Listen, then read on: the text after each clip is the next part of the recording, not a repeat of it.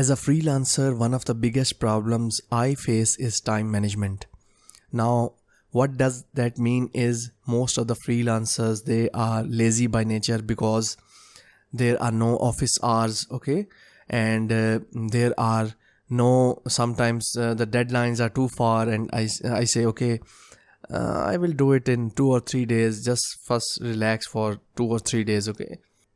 Now, in this lesson, I am going to tell you how to manage your time, how to divide it for learning new skills, and how to effectively use your time for freelancing. Now, the first thing I have seen in a lot of freelance designers is that they waste time on competition websites like 99designs.com and few similar websites. Now, what they do is they take competition in a lot of websites and they waste hours and hours on designing, and what they get is they lose that competition and waste like 20 or 30 hours of their weekly capacity. Okay, now what is the calculation? What are you going to lose is that if you design even one website for 10 hours and your hourly rate is $20, you are going to lose $200. So why not take a small $100 project instead of wasting time on these websites? Okay, so it makes some logic. Okay, even if you take 4 or 5 design competitions and you just win one of them to get $300, still if you take projects in the half of the price or even less than half of the price, you are going to win more money in doing fixed project jobs rather than wasting time on competition websites. Okay, so try to avoid these competition websites like 99designs.com. If you want to really use your time and you have a lot of time in the start of your career, you are experimenting with your designs or your skills. Okay, so try to build a side project. Okay, so these are the takeaways I am telling right now. Build a side project like try to redesign Skype or a Skype interface, or try to design some sign up page of Amazon and share it on Behance or Dribble or any other website to others and see what are the reviews or comments. Okay, now I'm going to show you why I showed you this wasting time on competition websites. Let me show you an example. I have the same experience. So here I have the winning website with me, and the website I designed for that client. It's a very high class blow dryer bar. You can see over here. This is my design, Posh blow dry bar. Okay, so what happened is that I designed it and improved it many times, taking like 10 hours. And what happened is that I went to the finals. Okay, I was selected in top 5 or 6 designers which went to the final. Okay, but I lost in the end, and I lost with a very you can say ugly design. Okay, so if you I'm going to show you that one also. So first let's see my design over here. You can see over here, it is a very classy design. Even I saw their picture and their inner atmosphere of their bar to match up my theme. Okay, so this theme was actually aligned with their own blow dry bar or their own styling salon or whatever it is.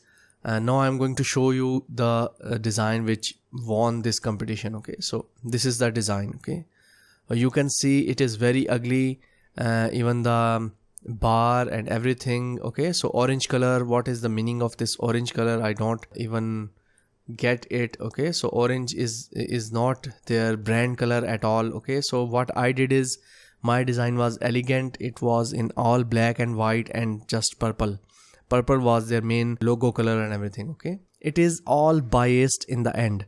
The person who is looking at the final designs is the one going to choose the design. It is not going to be the best design. Second example I'm going to show you is this app. This is the app I designed for, but this is the winning app. Let me show you my design after some time. So you can see over here, I don't understand what are these arrow means, whether they go up, down.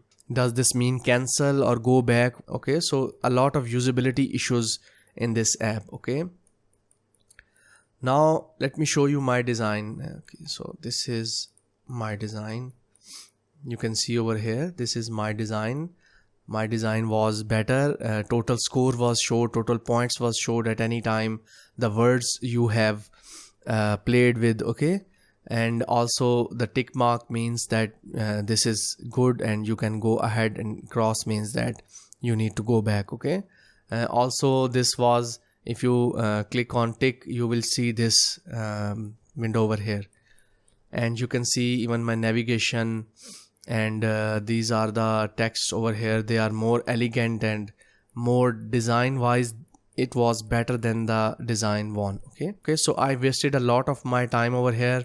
So after these two losses, even this added to my portfolio, but still I don't like it that I wasted 20 hours on these two designs, okay. This is the basic thing behind this wasting your time on 99 designs. So don't waste your time like mine, and try to build some side project. Now how you are going to manage your time is, try to divide your day into 3 equal parts, okay. The first part of the day you will be feeling very energetic and you will be fresh.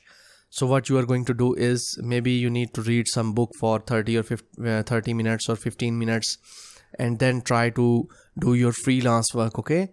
Keep your tasks, daily tasks in front of you, okay. I am going to accomplish these 3 small tasks, okay. Divide your bigger projects into smaller tasks, okay. Now in the second part of the day, you are going to do your household work or your personal task, go to the market, shopping, bring milk or bread or whatever you want, okay. Now in the third part of the day, when you are going to sleep, you can read some article, or you can reply to your clients, reply their emails, try to write some proposals to your clients, okay. So third part of the day, at the night, you are going to basically communicate with your clients.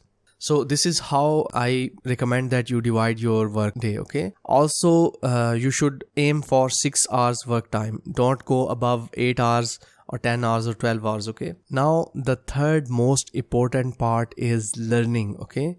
You should always give time, allocate time to your learning. Now why learning is important? If you really want to get ahead of other freelancers, or really want to shine in your profile or portfolio, you should always go for continuous learning, okay. It is a must have. Always try to allocate 2 to 4 hours a week, maybe at the end of the week, on the Sundays when you are not working, try to learn for 2 hours, watch some courses, online courses, or try to read some books, okay. Also try to include learning in your daily routine, maybe 15 minutes or 20 minutes or 30 minutes add your in your daily schedule to read an article or watch few videos, okay. And don't waste your time on Facebook or Twitter, okay. So this is a must have, okay. Now this is all about allocating your time to different sections and how to control your freelance time. So if you have any questions, ask me. Let's move on to the next lesson.